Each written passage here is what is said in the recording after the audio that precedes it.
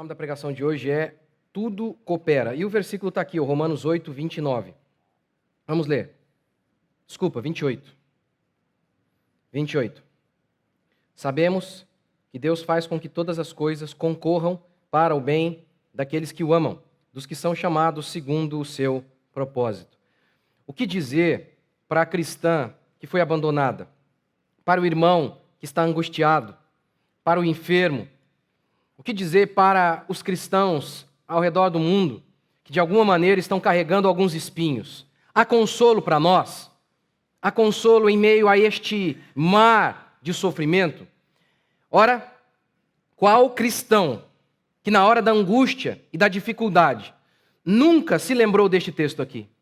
Este texto é um oásis, é lugar de refrigério para nós. No meio de todos os sofrimentos mais terríveis, quando você se lembra deste texto, pelo menos é esse que eu lembro em primeiro lugar, que o Senhor usa tudo para o bem dele.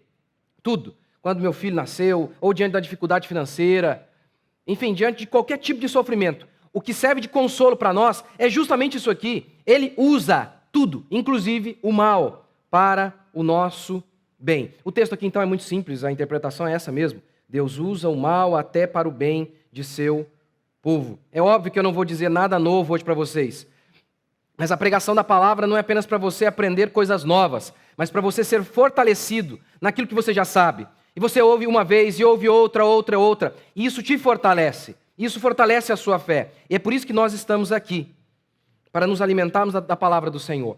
Em primeiro lugar, está muito claro aqui que nós enfrentamos o mal. Se Deus usa todas as coisas, já está implícito aqui que essas coisas podem ser também coisas ruins. Primeiro, então, cristãos também enfrentam sofrimento. Segundo, temos que ter fé.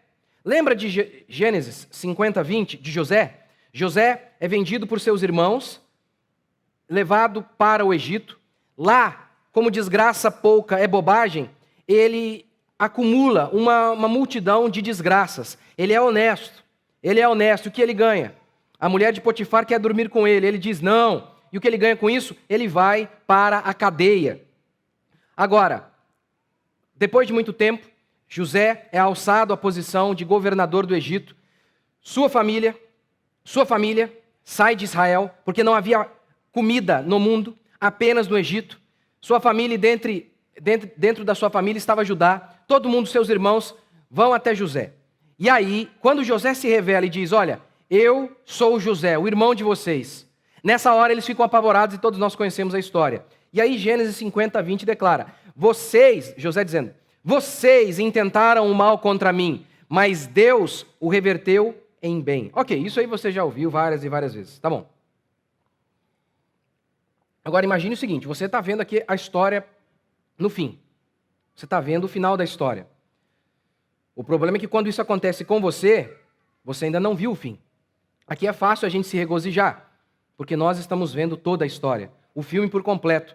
Mas na sua vida, na hora do sofrimento, o que resta a você? Na hora da dificuldade, pense em José lá no poço. Como o seu próprio irmão querer te matar como isso pode ser revertido para o bem? É o que inúmeras vezes nós também pensamos, diante de uma circunstância de sofrimento. Como isso aqui pode ser usado para o meu bem? Não dá para imaginar nada. Nada de bom saindo disso aqui. Ele precisou ter fé. Nós também precisamos ter fé para crer que durante o sofrimento, durante o período de dificuldade em que enfrentamos, Deus, de alguma maneira, vai usar aquilo para o bem.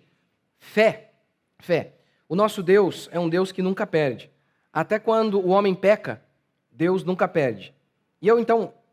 Até quando o homem rejeita Deus, Deus nunca perde. Deixe-me dar alguns exemplos de como que Deus pode usar coisas ruins para o nosso bem. Primeiro, a existência do homem mau. E é uma pergunta recorrente. Por quê? Por que Deus permitiu que o homem mau viesse? Romanos 9,17. Deus explica. Para mostrar em ti o meu poder e para que o meu nome seja anunciado por meio daquele faraó. O contexto aqui era o faraó. Por meio daquele faraó maligno e depravado, Deus ia fazer com que o seu nome fosse glorificado. Deus pode usar um governante maligno e depravado para a sua glória? Pode. O que mais? a morte dos discípulos, e eu já falei para vocês aqui várias e várias vezes.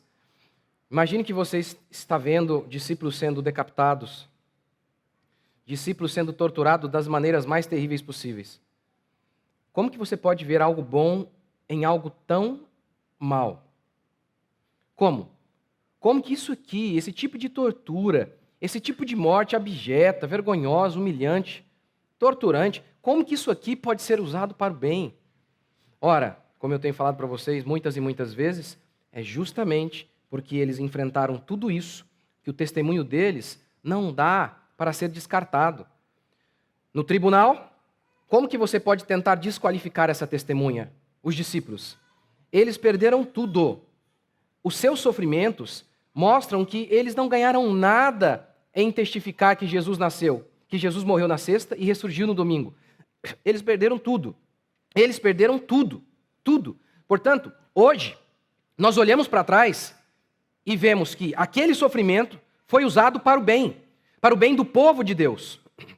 Todo o povo de Deus, hoje, tem segurança acerca de sua fé. E veja como que isso é fundamental.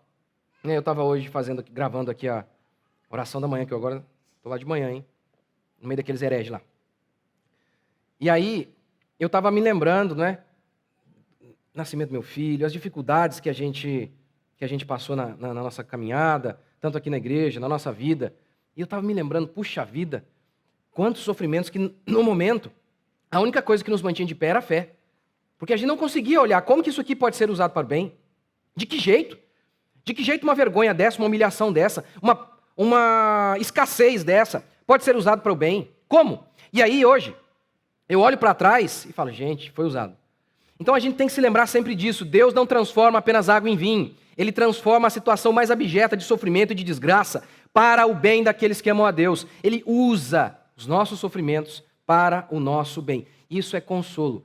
E aí, eu estava me lembrando, né, que no dia da dificuldade, o que me mantinha? Não é porque eu tinha uma bênção ali. Eu não tinha bênção nenhuma. De maneira natural, estou falando. Uma sensação? Não era. O que me mantinha? Eu tinha convicção plena de que Jesus havia ressuscitado. E por que eu tinha essa convicção plena? Por conta do testemunho dos apóstolos. Aquilo ali é a minha convicção de que não interessava o que aconteceria. O meu filho podia morrer, mas eu tinha certeza de que o Filho de Deus estava sentado no trono. Então não importa a circunstância que viesse sobre mim, eu tinha essa convicção. A minha fé. Então é a fé. É essa convicção de saber que você está em Cristo que te mantém. Jesus disse isso também por meio da parábola das duas casas. Uma casa edificada sobre areia, outra casa edificada sobre a rocha.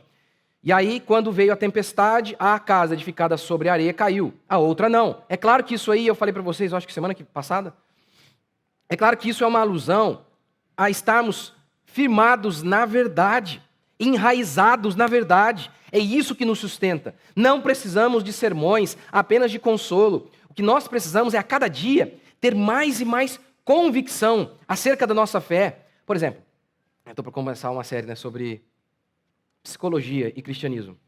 Vou tentar mostrar que são opostos.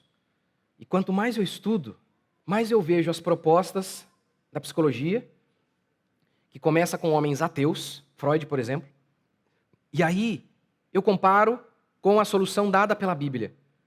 Eu olho o resultado, os frutos disso, desses homens que abandonaram Deus e tentaram caminhar por si só pelo conhecimento do bem e do mal, sozinhos, e o resultado qual é? Então, quanto mais você tem convicção de que a Bíblia é a palavra de Deus, mais a sua fé está fortalecida. E aí, então, na hora do sofrimento e da dificuldade, você não vai sucumbir. É o que aconteceu aqui com todos esses discípulos, com os servos do Senhor. Veja outro exemplo. Outro exemplo. O espinho na carne de Paulo. Há um debate para saber o que é esse espinho. Porque Paulo fala, o mensageiro de Satanás que vinha me esbofetear. Alguns acham que é uma sogra. Não é uma sogra, não. Quer dizer, pode até ser, né? Hoje uma mulher falou para mim, pastor, você não sabe como é que a minha sogra é. É o cão chupando manga. Então pode ser. Paulo não especifica qual é o espinho dele, justamente porque não interessa qual é o dele. Ele quer ser pedagógico e mostrar para nós que cada um de nós tem um espinho.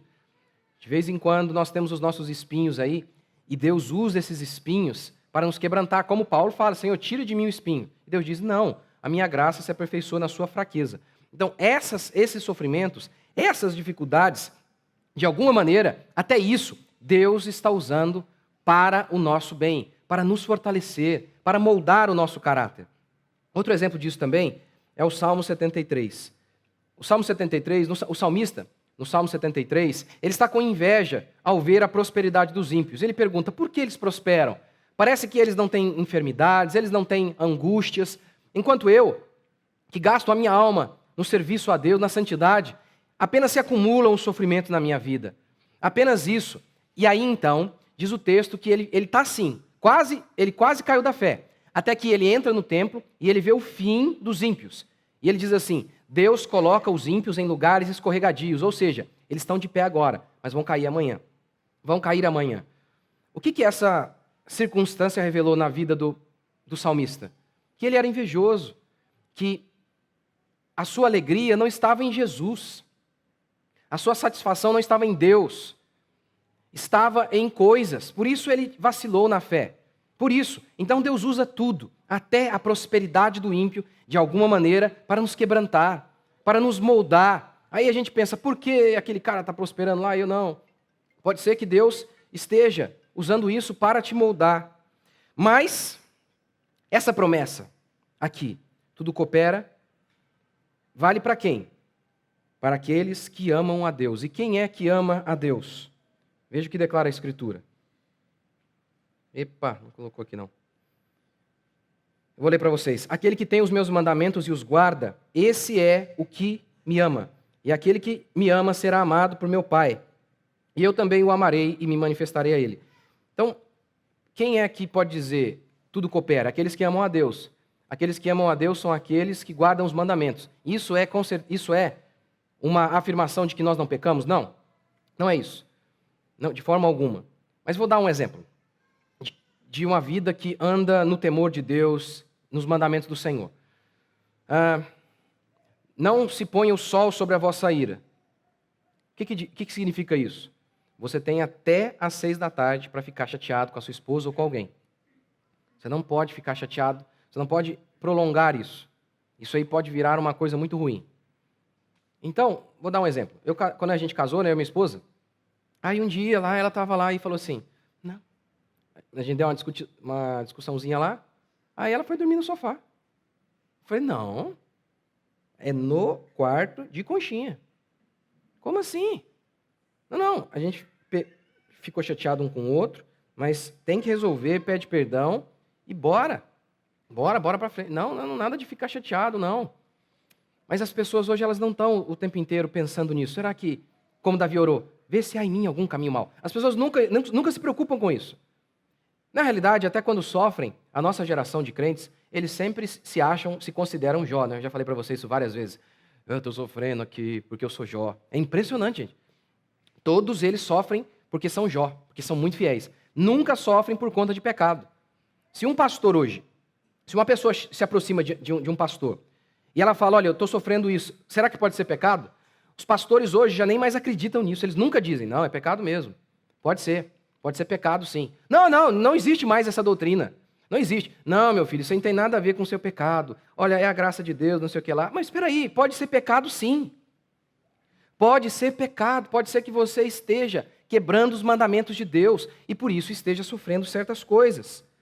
Para encerrar, R.C. Sproul disse o seguinte, todas as bênçãos que o ímpio recebe, serve apenas para trabalhar por sua condenação. A tragédia para o cristão é uma bênção. A bênção para o ímpio é uma tragédia. Como assim? Você acha mesmo um cara está lá, arrebentando, saudável, o mundo o adora, ele está muito satisfeito com este mundo, ele está muito satisfeito com as coisas deste mundo. É claro que esse cara, ele acha que ele não precisa de Deus. É isso que R.C. Sproul está dizendo. Na vida do crente, a tragédia é usada para o bem. Na vida do ímpio, as coisas boas são usadas para a destruição dele. De maneira que, a cada dia, as bênçãos que se avolumam na vida dele tornam o seu coração apenas mais endurecido, mas empedernido. Ele não se arrepende, justamente porque está cercado de bênçãos. Ou seja, na vida do cristão, tudo é sempre bom. Tudo. Até as coisas ruins. Vamos ficar de pé?